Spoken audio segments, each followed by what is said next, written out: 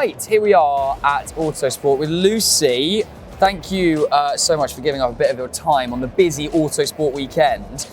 I would love to hear a little bit about what Racing Pride is. We're in the Racing Pride store, so tell me, and with the gorgeous car, which I nearly touched, I'll get in trouble for. You can touch it if you'd like. Oh, it's gorgeous. It's pretty nice. What is Racing Pride? Tell me all about it. Racing Pride is all about championing LGBTQ+ inclusion in motorsport and associated industries.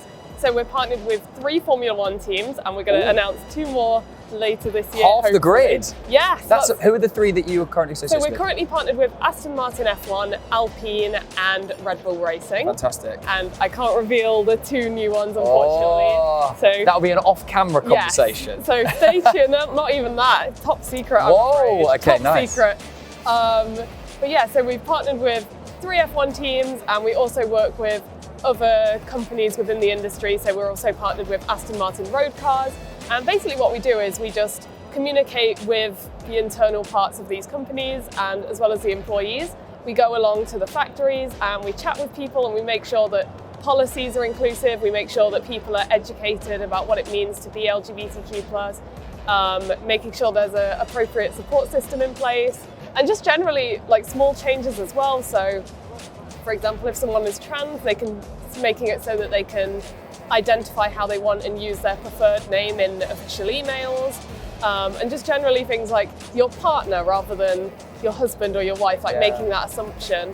So it's really good, and I'm so proud to be a part of this team because I've seen firsthand the amazing work that goes in, and physically being able to speak with team members and see the change we're making and how people are now feeling more comfortable to come out and be themselves at work. Because I think that's the most important thing. If you're hiding a part of who you are, you're not going to be able to get your best work done, and you're not going to be comfortable. And you know, everyone deserves to feel comfortable to be themselves at work. So it's just all about making sure they can do that. It's brilliant, it's fantastic. It's such crucial work as well. How long have you personally been involved with Racing Pride? So I started at the end of 2021. I think it was about September, October. So what's that, 2.5? Yeah, and going into your 3rd season with it, right? Yeah, wow. Fantastic, that's brilliant. Yeah. And you are a keen racing fan generally, right? Yes. Into your F1? Definitely. Brilliant. Who do you support team-wise? Team-wise, I kind of like all the teams. Okay. I have a really soft spot for Williams. Yeah. Aston Martin, definitely. They've got some amazing fan engagement, which I really enjoy. Yeah, honestly, I'm not one of those people that just picks one team and is obsessed. Like, I kind of just love what every team is doing. But yeah, if I had to pick one, I'd say Williams. Fantastic. And your favourite driver kind of links up a little bit with that, which is Alex Albon. What a guy. Yeah. Do you think that him getting the sack from Red Bull was the best thing that could have happened to his career? Hard to say. It's been equally good and bad, because I think a lot of people, now that he's been at Williams, they've been able to see that he's got that dog in him, you know? Like, they've been able to see what I've been able to see the whole time. So from Toro Rosso, that's when I became a fan, and I could see that he had so much potential. And when he got up to Red Bull, his first race with them, Spa 2019, he absolutely smashed it. He did so many overtakes.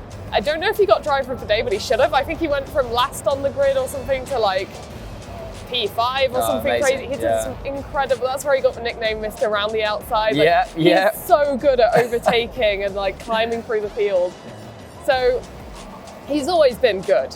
The problem is his Red Bull season in 2020 was extremely unlucky. So the way I like to explain it to people, if you compare Albon and Perez, both of them were on average about 4/10 off Verstappen in quali. And you know, that's max. He's quick, especially in quali. Exactly. So it's fine that they're a bit behind him. And they're both 4/10 off. The problem was that the car that Albon was driving with Max, 4/10 off would put you in the midfield. Checo, it'll put you 2nd or 3rd.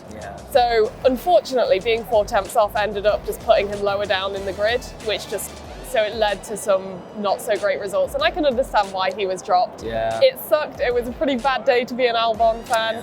Followed him still. I watched him in DTM. He did some great drives there as well.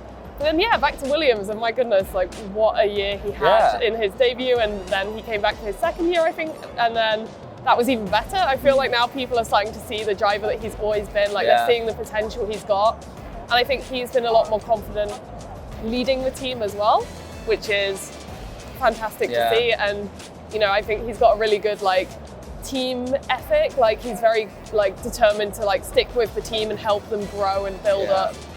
So yeah, it's been a real positive thing. I think he's gone from being seen as someone who's a bit of a non-event to now being like he's one of these upcoming young drivers who potentially could be a world champion one day. I think there's an argument that you're better off being a really good driver in a lower team than the worst driver in a top team, because you look more appealing. And you know, I struggle to see any of the teams that wouldn't want Alex Albon in their car right now because of what he achieved last season. I know I'd want him in my car if I was in charge. I thought you might. Yeah. In the Lucy Last Lap team, he's your number one driver. Absolutely. You had a little conversation yesterday with Crofty, right? Yes. What's the man like? Whoa. I've always wanted to meet him. So same. And then Friday now it was actually. Yeah. So Friday, I just saw him. He was in the business lounge and he was just having a chat with someone. Then someone else went over to talk to him and I thought, oh, let me get in on that. Yeah. I just dived in. I don't know what the plan was. I think I just wanted to say hello and just talk to him because he's such a legend. Yeah, exactly. And I was like, right, gotta talk to this man. So I went over and I was like, hello. And he was so warm and friendly. Good. We chatted, one thing led to another. I explained I've been here doing interviews all week so far. And he was just like, he offered. He was like, would you like to interview me? Because I was going to, you know, shoot my shot if I had the chance. Yeah. But he said it before I could even ask. And I was like, yes. Yeah. So yeah, we had an amazing chat. Oh, fantastic. He said he only had about 3 minutes. We ended up chatting for about 10. Well done, nice work. You stretched it out. He kept it going as well. Like I was making it clear when he was ready, like, you know, I was ready to wrap up whenever he needed, but no, he just kept on going. And, brilliant. You know, he said I'd be a great fit for the F1 paddock, so that was here we go. insanely high praise from that man. Like, That's it was amazing. incredible. Yeah, so fantastic. just getting to talk to him was so surreal. Yeah, completely. While I was interviewing him, it was like just hearing his voice, I was like, I know this man. Like, did he say lights out and away we go? He did. Fantastic. I also made him record a motivational morning speech for those who don't want to get out of bed. Not even asked, made him. I love that. I asked. It was his choice.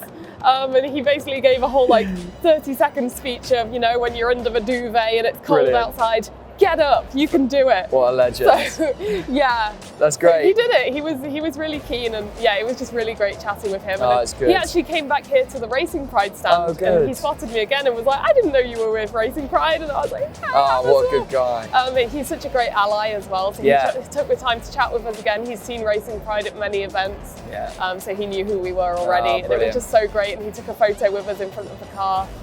Yeah, it's just great to see him again. Guy. Yeah. I guess the other sort of big personality that's been here at Autosport Week this weekend, or yesterday specifically, is Günther Steiner. Yes. What did you make of his speech yesterday? You know, it's kind of, there's something quite, you know, brave, I think, for him, still turning up, just, you know, 2 days or 3 days after he'd been basically sacked from Haas, to still come. Yeah. I think that takes balls, and I respect that. Yeah, definitely. I mean, a lot of people were questioning, like, is he even going to show up? Yeah. And he did.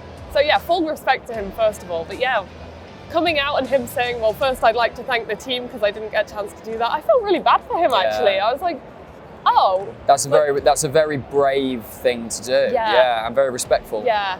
But yeah, it was really interesting to hear from him, and like I think he had a good banter with Crofty as well. Like it was funny but also entertaining, and he didn't take himself too seriously, but at the same time he also didn't swear. So I think he might be looking for a new job because he was on his best behaviour.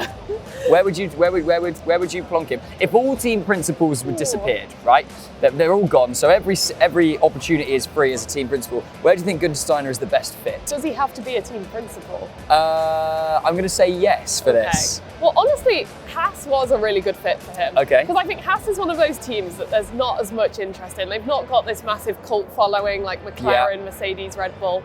Haas were just kind of there. And I think Günther Steiner was one of those characters that kind of endeared people to Haas. So honestly, I'd maybe say Haas or Alfa Romeo. Like one of those teams that they don't always have the spotlight on them. Yeah. Because Günther, you kind of ended up rooting for him. Maybe he could go to Stake. Now they're called Stake. Yes, I forgot that. Yeah, then maybe that could be, you know, a fit for a couple of years. Interesting. Sweary Stake. He'll be wearing a steak suit. And lastly, just to finish up, because I know you're incredibly busy, so thank you for giving up some time. What have you made of Autosport this whole weekend? How have you made of the event? It's been incredible. Like just being here and being surrounded by so many motorsport fans, it's such a special experience. I think when you interact so much with the motorsport community online, it can be a little bit lonely sometimes when you don't have that in real life, because Yeah. I feel like we're all over the world, all over the country.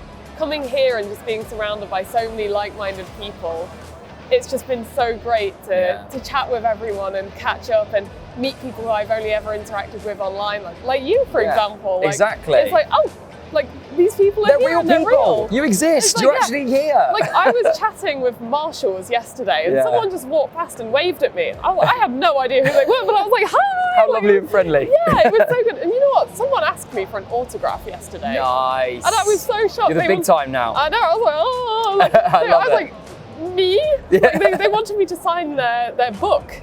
Oh, nice. I don't have a signature, so I just kind of I just wrote LastLapLucy with a smiley face. I was like, always a smiley face. Yeah, so that was good. And the live action show as well, definitely a highlight. Very cool. Very cool. I love the autographs most of all. Brilliant. They were absolutely mega.